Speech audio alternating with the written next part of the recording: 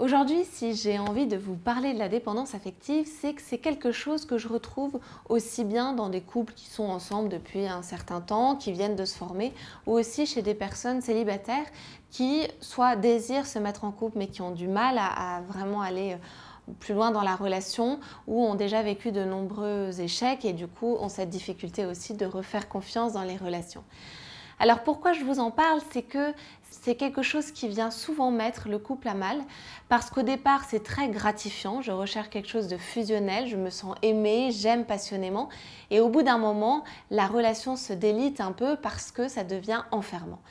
Alors quels sont les symptômes de la dépendance affective et pourquoi c'est très important qu'on puisse en parler pour vous aider à retrouver confiance en vous et à vivre la vie de couple de façon beaucoup plus libre et sereine qu'on ne peut la vivre quand on est dans ce symptôme de la dépendance affective.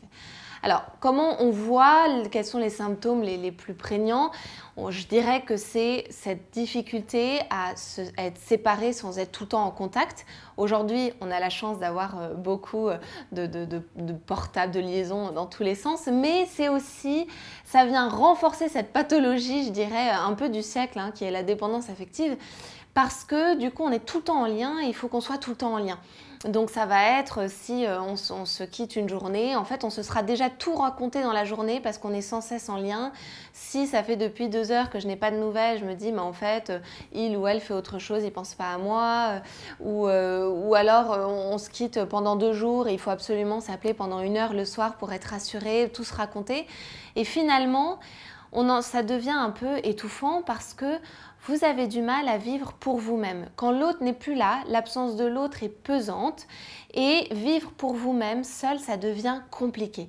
Donc vous ne savez plus tellement ce que vous aimez quand vous êtes seul, vous ne savez plus trop faire les projets que vous voudriez mener par vous-même sans forcément que l'autre soit moteur ou vous accompagne particulièrement là-dedans.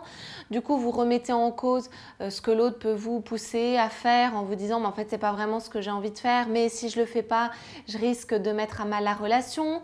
Au final, vous savez pas trop si vous êtes quelqu'un digne d'être aimé ou pas, si vous pouvez faire confiance, si on va vous respecter. Vous voyez, il y a énormément de choses qui font que la dépendance affective vous enferme. En fait, vous avez du mal à penser par vous-même, vous avez du mal à savoir exactement ce que vous voulez. Vous avez peut-être vécu plusieurs échecs amoureux parce que au bout d'un moment, vous vous sentez enfermé dans la relation ou l'autre vous reproche de vous enfermer, de ne pas se sentir libre, alors que vous avez l'impression de tout faire pour que l'autre soit libre. Voyez, en faisant les choses de la meilleure façon dont vous estimez les faire, en fait, sans vous en rendre compte, vous enfermez l'autre. Alors là où ça devient embêtant, c'est que du coup, ça vient diminuer l'estime que vous avez de vous-même. En fait, la dépendance affective vient d'une blessure profonde qui est l'estime de soi. Mais plus vous allez trouver des relations dans lesquelles vous avez la sensation de trouver quelqu'un qui vient vous combler totalement et qui répond à cette dépendance, plus en fait vous diminuez l'estime de vous. Vous diminuez la richesse de votre personnalité.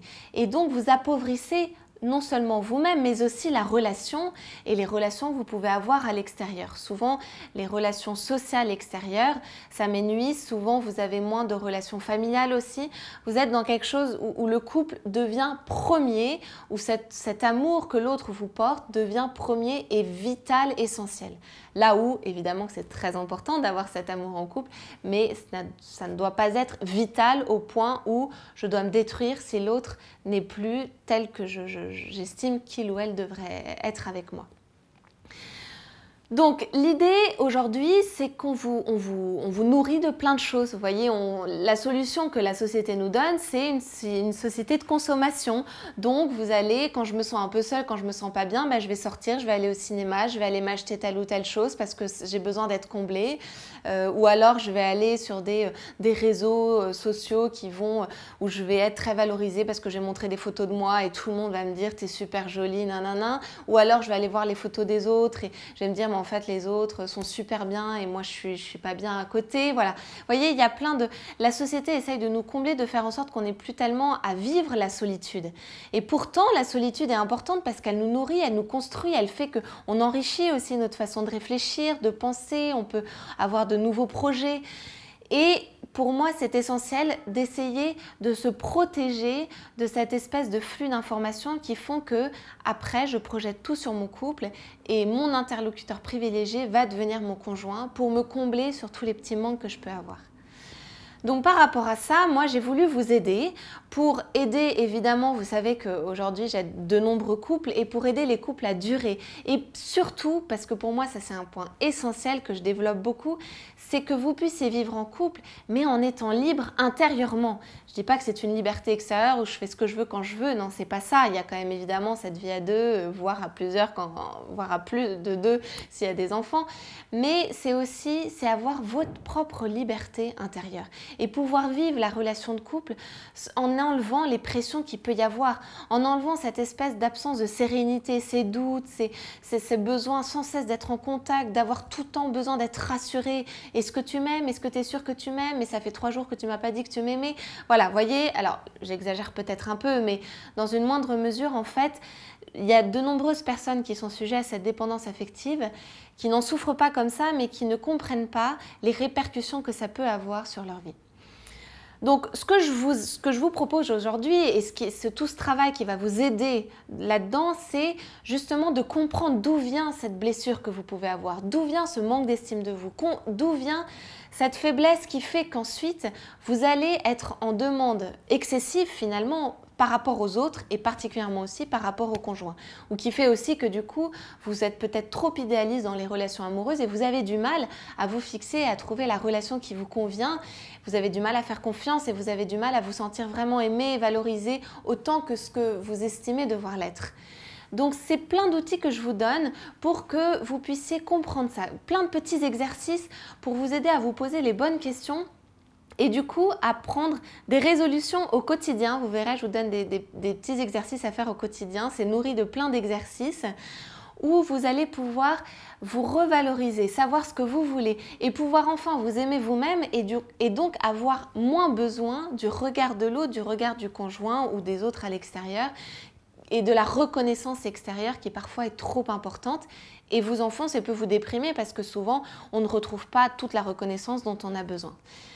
Donc tous ces petits exercices-là vous permettent de vous retrouver, vous permettent de pouvoir vivre une relation de couple aussi qui sera plus sereine, plus apaisée, avec moins de doutes et moins de pression pour pouvoir vous sentir plus libre et permettre aussi à votre conjoint d'être plus libre. Et vous verrez qu'en faisant ce travail sur vous-même, vous faites aussi un travail sur le couple et vous permettez d'aider aussi la relation de couple et de vous aider vous-même.